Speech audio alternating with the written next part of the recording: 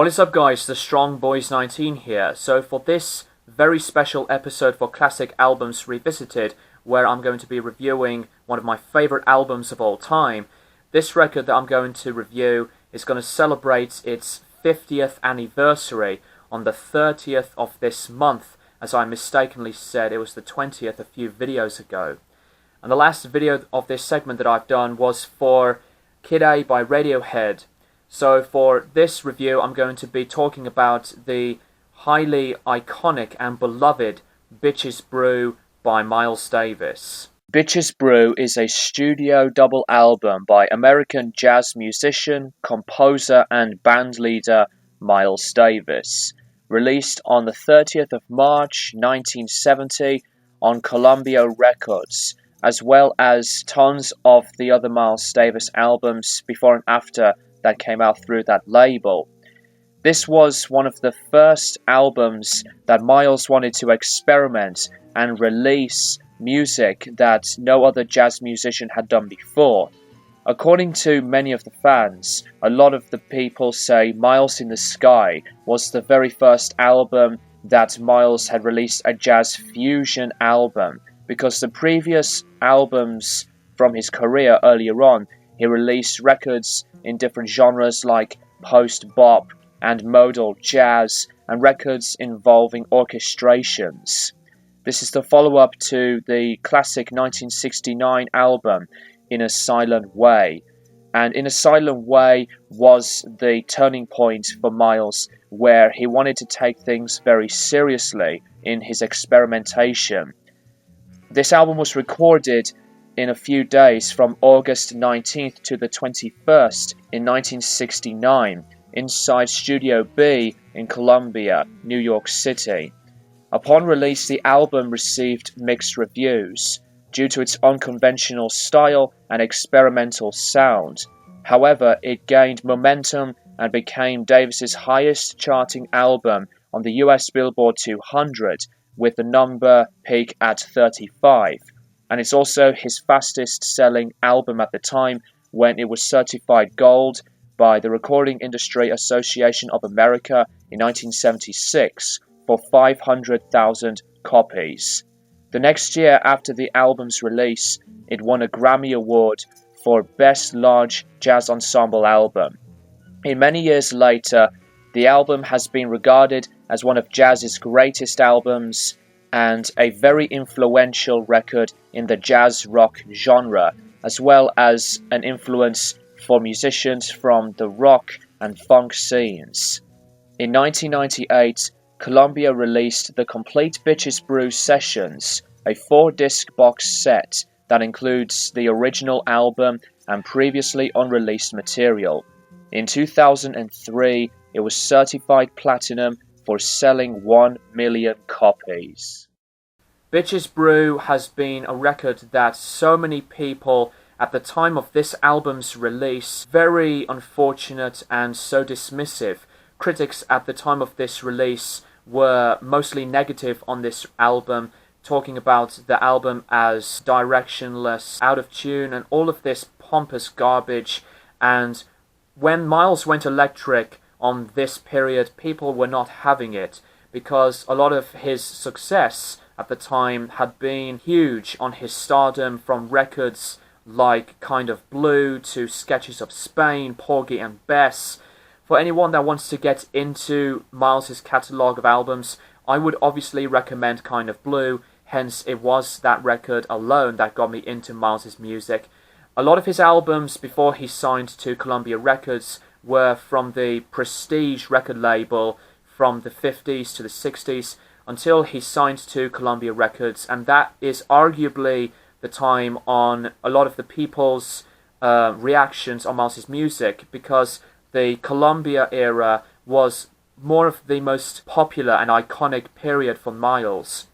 If you want to get into the electric period, I would recommend this album, but if you want to go into the very soft keyboard ambient driven sound, the 1969 record of In a Silent Way, or if you want some rock inducing sounds of jazz rock, a tribute to Jack Johnson, to the very complex and highly funky On the Corner, to some live albums that are very loose and jam improvised, like Live Evil, to Agharta or Pangaea, etc. And he was one of those artists where he does not want to make another album in a very similar or an exactly alike way. And that is one of the best things why I am a big fan of Miles Davis, because he never really listens or pay attention at all to what people tell him what to do, despite his terrible mistreatment from Columbia Records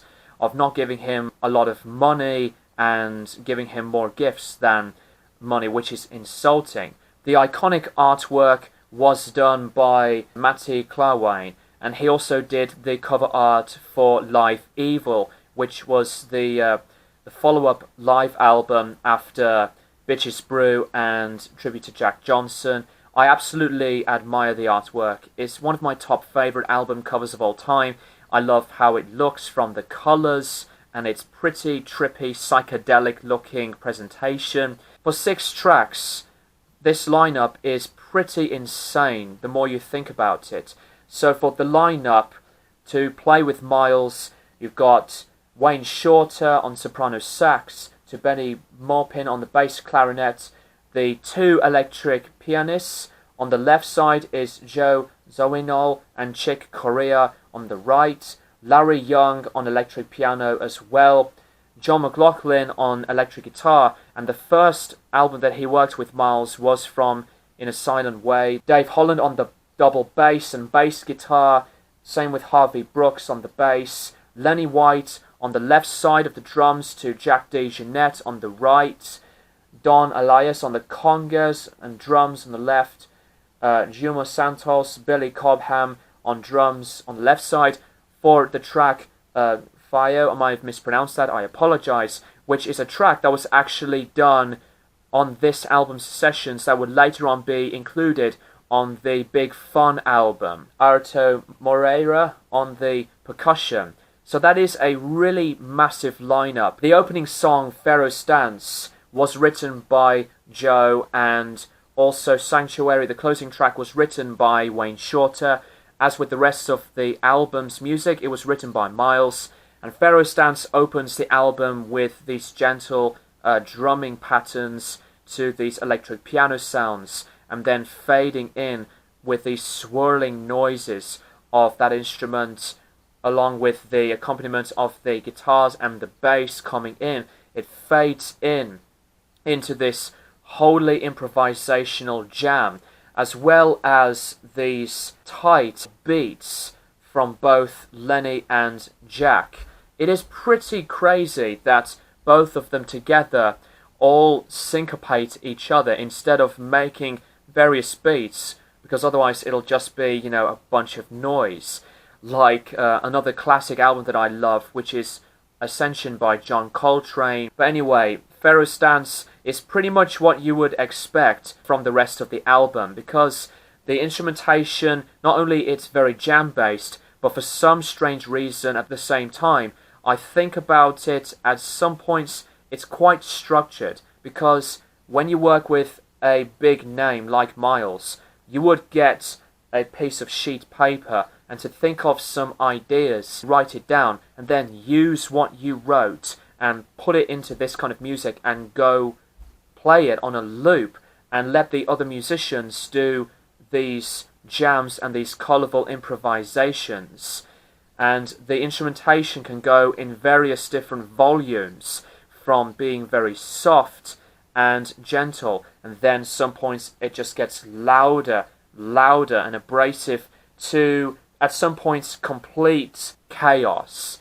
And Bitches Brew, the longest track of the album, 27 minutes, the opening to this track is chaotic, with these few bass lines, loud crashing cymbals, electric pianos, to the over-the-top screams of Miles's trumpet with the reverb and the delay, and then after that wild introduction goes into the bass line that is so consistent.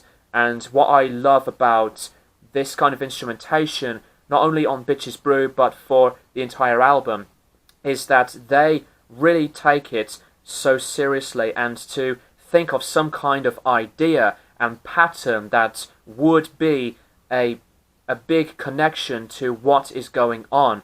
No matter wherever these kinds of instrumentals go, you just have to play whatever suits this kind of sound. John McLaughlin's guitar work on this album, mostly done on the clean channel on his guitars, can be sometimes not as well polished, but I still think that some of his leads are fantastic. If you want to hear some of my favourite lead guitar improvisations from McLaughlin, I highly recommend In a Silent Way to the distorted tones from Tribute to Jack Johnson. Highly suggest that you should listen to the band that he formed after he left Miles with his band, the Mahavishnu Orchestra. Just some of the craziest, over-the-top and phenomenal sounds of jazz fusion you'll ever hear. Another band that I love. The rest of the instrumentation, from the percussion, just makes it really rhythmic in spots, and these bass lines were very effective. Another big favourite for me is on Spanish Key, which has a lot of groove. Same goes on to Miles Runs the Voodoo Down, moody, and I love the simple approached guitar lines, and the drumming just adds its own tone. Sanctuary is a beautiful closing track because it's mostly on the mellow, the less wild sound and insanity from the tracks on Pharos Dance and Brew, etc. Absolutely love the simple effectiveness on Miles's notes with these ambient-driven electric piano chords in the background to these gentle cymbals from the drumming. The saxophone playing too, accompanying Miles to the track, is stunning. Saxophone playing as well, completely wild when the band got bombastic. If I have to think of one word to think of Bitches Brew to make it appropriate, and that would be adventurous, because it is an adventure to listen to this album with whatever you've got in your mind in an open way, that you would either really connect with it and let it do the talking, or you just think that it's not music and it'll just be, you know, a wall of noise and nothing really structured. Whatever you want to describe Bitches Brew, it is one of the best things about this album because of its unconventional atmosphere and the sound that Miles wanted to achieve on this record. To me, Miles at his greatest achievement. It is one of my top favourite albums of all time, and I stand by this album as a big regarding record as my favourite jazz album of all time.